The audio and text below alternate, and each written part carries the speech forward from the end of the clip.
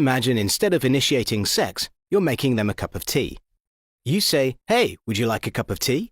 And they go, "Oh my God, I would love a cup of tea, thank you." Then you know they want a cup of tea. If you say, "Hey, would you like a cup of tea?" And they're like, I'm not really sure. Then you can make them a cup of tea, or not, but be aware that they might not drink it. And if they don't drink it, then, and this is the important bit, don't make them drink it.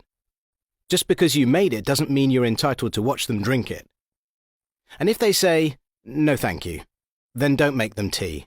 At all. Just don't make them tea. Don't make them drink tea, don't get annoyed at them for not wanting tea. They just don't want tea, okay? They might say, "Yes please, that's kind of you." And then when the tea arrives, they actually don't want the tea at all. Sure, that's kind of annoying as you've gone to all the effort of making the tea, but they remain under no obligation to drink the tea. They did want tea, now they don't. Some people change their mind in the time it takes to boil the kettle, brew the tea, and add the milk.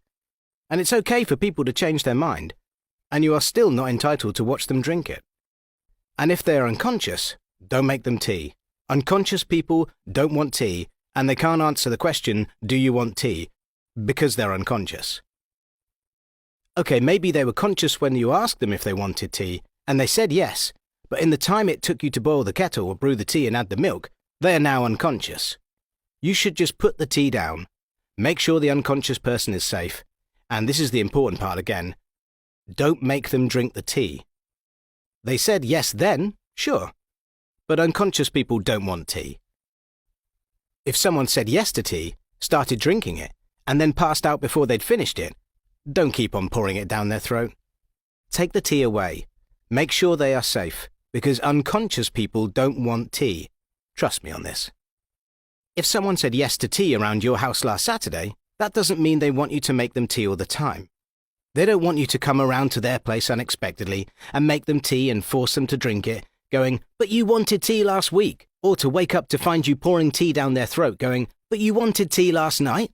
If you can understand how completely ludicrous it is to force people to have tea when they don't want tea, and you are able to understand when people don't want tea, then how hard is it to understand when it comes to sex? Whether it's tea or sex, consent is everything.